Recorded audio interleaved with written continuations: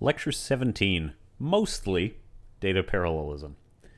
Okay, why mostly in data parallelism and as opposed to what? Obvious questions to start with. Okay, there's two kinds of parallelism that are interesting. There's data parallelism and there's task parallelism. Data parallelism is we do the same operations on different inputs, so you are doubling all elements in an array. If we have a call center, it's handling a large volume of support calls. They handle them all the same way. They have the script that they go through. Have you tried rebooting your computer? Have you tried turning it off and on again? We need you to reinstall Windows. Whatever it is they tell you, they follow the script and they handle everything the same way. Even though each individual call might be a little bit different depending on what actually the problem you're facing is. So they have a script and they run the script and they follow the little tree of steps. Task parallelism is performing different operations on different input. That if you have two threads and one of them is decompressing frames and another is rendering those frames, those are two different operations, and the output of one of the threads is the input to the other one, but ultimately the data is different as it's being handed to each different thread, and so we would say that's task parallelism. For a real world analogy, an assembly line, like if a vehicle is being assembled, that looks more like task parallelism. Each worker does a different thing on the same vehicle. All right. We're interested really in thinking about data parallelism here. So task parallelism is interesting and it has its uses, but that's not something that we want to spend a lot of time talking about. And we do this a lot. If you have a big array and you want to divide up the operation of doubling all the elements, then you can just say, all right, we spawn some threads. We say, hey, threads, do your job on your part of the array. And we recombine the result at the end. And that's data parallelism. Each thread is doing the same work. Okay. And so what we're going to talk about today really gets us into thinking about what can we do to improve single thread performance, because that's an area where we're going to spend a little bit of time now. On the theory that parallelism is good, but we might have mined it out by the time we're looking at these kinds of strategies, right? If you can just whip up a little change set with Rayon where you say, parallelize this loop, wave your magic wand, and the library does the hard part for you, and boom, it's faster. You probably did that already.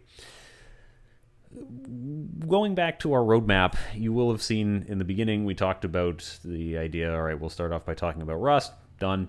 We'll then look at some hardware stuff, also done, and then we'll talk about parallelism, not rehashing anything that we covered before, because parallelism is the easiest thing we could do to speed up our program, assuming that our program would benefit from it. And if that's the case, then great. If performance is then acceptable, or we've done everything we need to do, we're done. Let's get out of here. Let's move on. Unfortunately, of course, it may not be enough. We might have a little bit more work to do to actually get what we need, or the kind of problem that we are working on is not super amenable to parallelization, so we're going to do something like what we see here with data parallelism. And I've mentioned also in the past that we might want to save some space.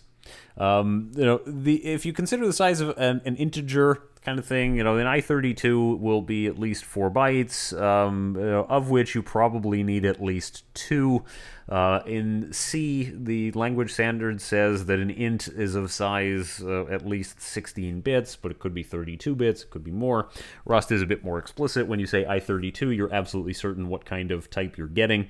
But what is our array? Well, the array, if it's of capacity n, the memory that's used by it is n times 4 bytes. And if you are keeping track of things that remain fairly small, there is a question of, can we limit the size of the integer? If the maximum value of 65,535 is enough, then you could, reduce the amount of space that we're using, because we don't need the extra spaces, for the data. Right, the maximum signed value for a 4-byte integer is 2,147,000,000, blah blah blah. If it's unsigned, it's 4,294,000,000, and so on. And ultimately, for a lot of things, we don't need that much space. Do you really need 32 bits to keep track of, here's the number of credit hours that a student has accumulated over the course of their degree?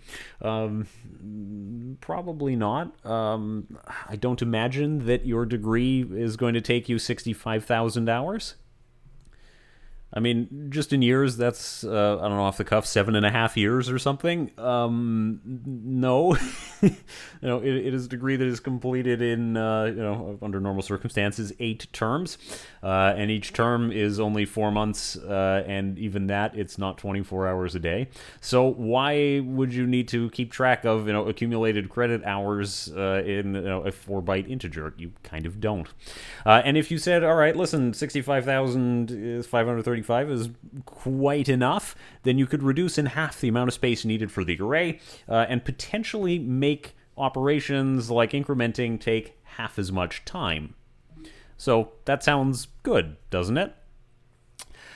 There is a slightly hidden cost on that, in that things that were simple, like if array at index I plus equals 1, has become a little bit more complicated, because if we are trying to do a 4-byte operation so that we're hitting 2 integers at the same time, it's going to get a little bit harder to do the math. The simple approach, right, where you just said, okay, well now it's of a 16-bit type, and we just iterate over the array, isn't always a savings, because that might still result in the same number of assembly instructions being generated, except instead of now doing a 32-bit addition, you're doing a 16-bit addition, and that's not really any faster, because it's the same number of instructions and they take the same amount of time to do. If, however, you want to pack these things together, then we could actually do something a little bit clever and say, all right, the upper 2 bytes of the integer are one number and the lower 2 bytes of the integer are another number, and that'll work. Adding 1, it might be simple. You could manually break out your calculator or draw a bit vector, or just think natively in hexadecimal about how to convert a number for anything that's more complicated than just adding 1. And I mean, in reality, you don't necessarily have to do this. You might just use BitShift to calculate it, but you have to be a little bit careful, because BitShift does sign extension, which you sometimes don't want, and or sometimes does an unexpected thing. And also, if you're going to bit shift on every iteration of the loop, it's not necessarily clear that it's better than any 2 assignment statements. And the same is true in that there exist, shorter types. But if we reduce the size of the array, so what is this, an array for ants? Modifying each short in a different instruction defeats the purpose. And the same thing with an I8. If you can live with 255 being the maximum value, again, it's not necessarily really any better, because of the limitation of the fact that it's going to generate the same number of instructions. We can also take this further in the other direction. If we have a 64-bit processor, you could modify 8 bytes in a single instruction, and the principle is really the same, although the math is slightly more complicated. And actually, what I am describing is a poor person version of what is actually formally known as single instruction multiple data.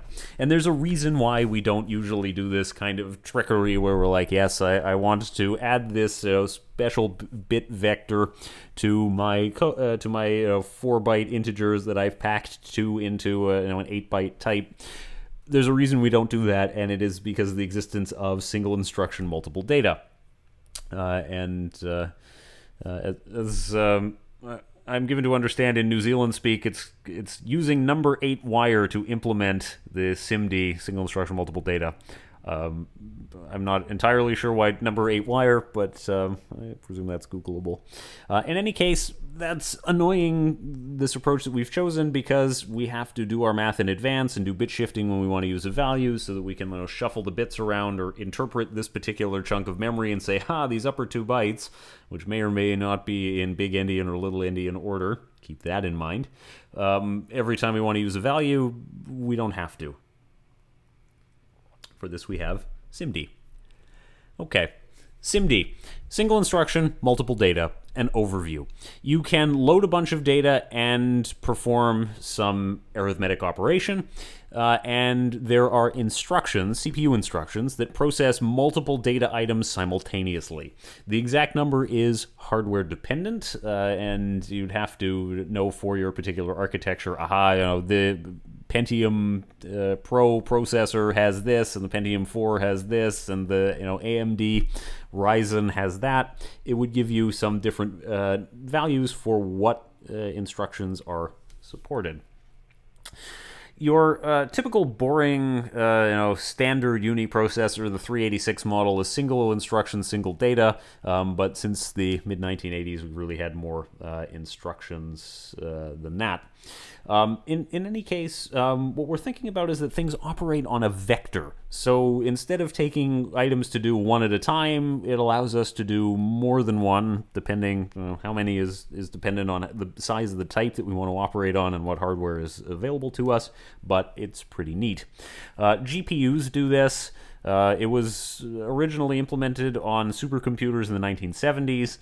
For x86 architecture CPUs, the MMX, multimedia extension, and SSE instructions provide the options that we are looking for. And the big advantage is that we can use a single control unit to command multiple processing units. And the little diagram here gives you an idea. We have an instruction pool.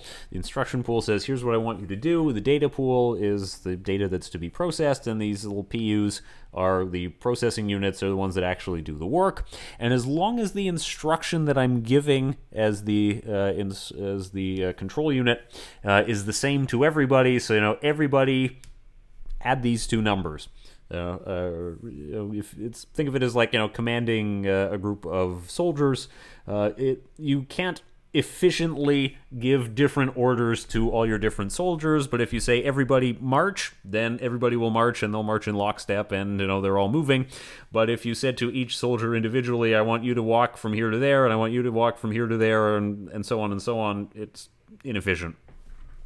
An example that makes more sense when we are actually, in the classroom and we are standing and there's a whiteboard or a chalkboard behind me. I can say, look, if I've written stuff on all the different chalkboards and I want to get it erased, I can do them all individually, or I could ask people, could you please, or if there are several people who are going to work on the problem, I could say, everybody, please erase the chalkboard that's in front of you, and that would help. But it only works if we're doing the same thing. Otherwise, there is control overhead where I have to give different instructions to different volunteers. So it only works if we're all doing the same thing, which immediately puts a limit on how much can actually happen. The limitation of the single instruction, multiple data approach is, of course, that not every instruction is going to do the same thing. You might do the same thing a lot of times, but not necessarily 100 times in a row. So there are diminishing returns. The more processing units you have, the less likely it is that you can use all of them, because it will be less likely to have identical operations for all of them to do. So let's consider a brief example of SIMD instruction when it is compiled. By default, your compiler may assume a particular target architecture, and that is going to make some decisions about what instructions it thinks are available. If you are compiling in a world where it's going to run on your own machine, you can choose to target your own CPU architecture, in which case all options are available that your CPU can run. If you are releasing a binary so that people can just download the application and run it, run the installer, and the installer just takes the binary and puts it in the program files directory and everything, that requires you to choose something more generic, because if you choose an architecture that's too new, it will fail on older machines. And keep in mind that these days CPUs live longer lives and computers themselves live longer lives than they used to. At the time of recording, my parents are using a Mac laptop from 2011. It does not support the newest Mac operating system, and I think possibly not even the one immediately before it, but it's good enough for the purposes that they are using. 20 or 30 years ago, using a computer that was 9 years old would be unheard of. It'd be amazing if it even worked, and that you could run anything even semi-recent on it. So they live longer than they used to, and so choosing an architecture that is too new means your code just won't run on older machines. You might be able to execute it, but it will run into a illegal instruction error at some point. In any case, if you don't specify an architecture, the compiler chooses one for you. Which one it chooses depends a lot on whatever the Rust team decided sometime in the past, if it's Rust or GCC or LLVM, if it's a different language you are compiling. You can override the particular architecture in your compile time options using a target parameter where you say, I want to compile for CPUs of this architecture, and that may unlock things that would otherwise not be permitted. In any case, looking at the code that we have here, we have A, B, and C, and these are all arrays, and we're just going to iterate over all of these things, and we're going to say C is A plus B. Okay. Nothing exciting. The operation that we're actually doing is we're going to add 2 slices and put the result in a third slice. Great. We could do this using threads as a way to parallelize it, but we don't have to because, well, the compiler could actually do something a little bit clever on our behalf. And if the defaults are with Rust C, we get something like this as the body of the loop. We see move SD and add SD and move SD again. And these use the SSE and SSE2 instructions. The SD suffix denotes a scalar double precision operation because, again, if we go back, we said all of these are floating point 64-bit types. Okay, the SSE registers are, well, double the size of word size of your processor. So if we have a 64-bit CPU, which we do, then our SSE and SSE2 registers are double that size, so they're 128 bits. That is to say that we could move some data into those registers and then, quickly do the add operation on both halves. Not too bad. So the SD suffix denoting scalar double gives us a hint as to what's going on. It applies only to the first 64 bits of the XMM0 register.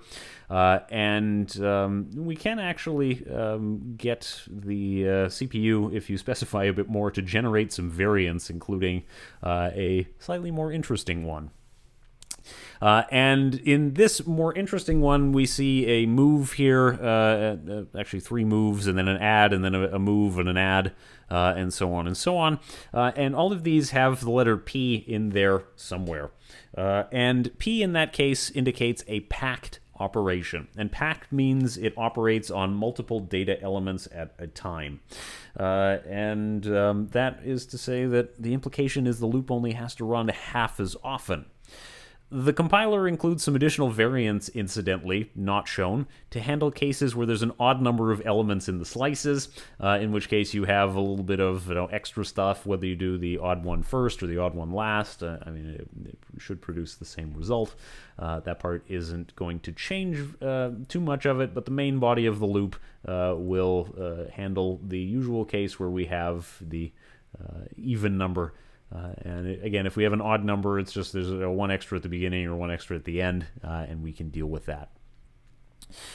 So the compiler will use the SIMD instructions if it knows that the target architecture supports it. So this is a piece of good news for once. We don't have to really go asking for it, and by specifying a target architecture or being willing to deem other platforms unsupported, we could actually get some performance benefit without needing to do anything explicit.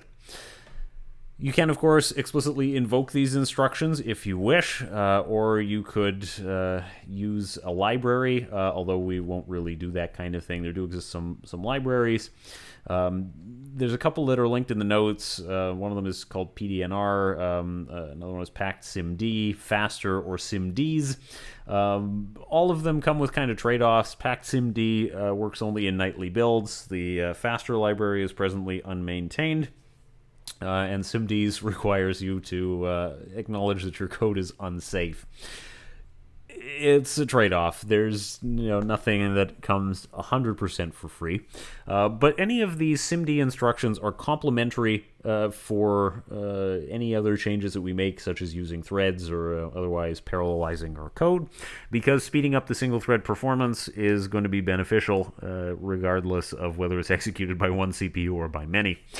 And SIMD instructions also work very well on small data sets where the cost of starting up threads is high, that if we can do these things, two birds with one stone kind of thing, it is actually very nice, all considered. Unfortunately, though, it's not always just wonderful magic and everything is great. We have registers, and these are bigger registers that we can make use of, but one of the cons that we have to think about is data being 16-bit aligned. So data does have to be 16-bit aligned when loading to or storing from 128-bit registers. That's not necessarily something you can always count on, particularly if your data is inside a structure of some sort. If your struct has some random fields, and one of them is a Boolean, and the Boolean is 1 byte in size, you can end up with some real strange things where actually your data is no longer 16-byte aligned, in which case there is going to be some performance penalty associated with trying to use these registers because it's not as efficient as it would be otherwise. That restriction is lifted in SSE version 4.2, but that requires your machine to be new enough. Fortunately for us, new enough in this scenario is not this year or last year or anything like that. I think Intel started supporting SSE 4.2 in about 2013, and I think AMD in a similar time frame.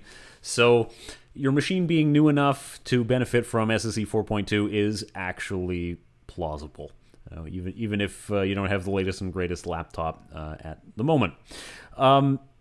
Will things be aligned? Well, that's kind of a compiler decision as much as anything else. And so what do I mean specifically by choosing an alignment? Well, I mean, there is D&D kind of alignment that gives us, a guidebook anyway to alignment, but no. I mean alignment with byte boundaries. Rust generally aligns primitives to their sizes, so if it's a 4-byte integer, it's going to be aligned according to its type, so it'll be aligned on a 4-byte boundary, so you don't have it's offset by 1 by some nearby Boolean, anything like that. But under the default representation, Rust really promises nothing else about the alignment of types. It could be aligned, it could not be, it doesn't say one way or the other. However, there exists some macros and functions in which you can say, look, I really need this to be aligned, and you can use these directives, packed n or align n, to express certain constraints on alignment. You can specify the C representation, which gives you a little bit more control over the data layout if you absolutely need.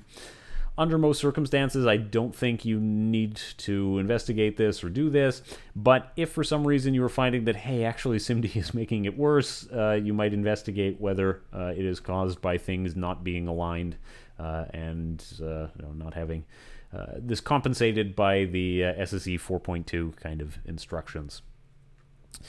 So we're going to take a look at a worked SIMD example to actually try it out. It is a SIMDs example, so it does require us to confess that our code is unsafe, but I think we can live with that. Right, our SIMDs example is fairly short and also fairly straightforward. We are going to have to include a bunch of preludes here from SIMDs itself as a library. Fine. and basically we're using this to direct that we want the compiler to use these SIMD instructions directly. And so what we're going to do is wrap this function add in SIMD runtime generate. It is saying basically I want you to generate an add function for all of the possibilities. And so the possibilities in this case are scalar. Your CPU doesn't support it.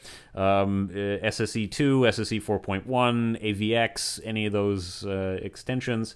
And then main calls this function, but the function is unsafe, so we have to put it in an unsafe block. It uses two length 4 arrays of 32-bit floats, and it gets a vector back. Okay, so we can actually run it, and we can see that it works. If we later take a dive into the assembly instructions, we can actually see what happens. And all that really happens is it calls the load U and store U PS calls to load and store packed single precision numbers and add PS to add them. And so all we're really doing is forcing the compiler to generate some versions of this that use SSE or other extension instructions to make sure that we get that kind of behavior. Do you have to do this sometimes? No. As discussed earlier, if you specify target architecture, the compiler will know whether or not it can use those instructions, and it will make decisions about whether it should. But if for some reason you want to force it, this is a way to do it.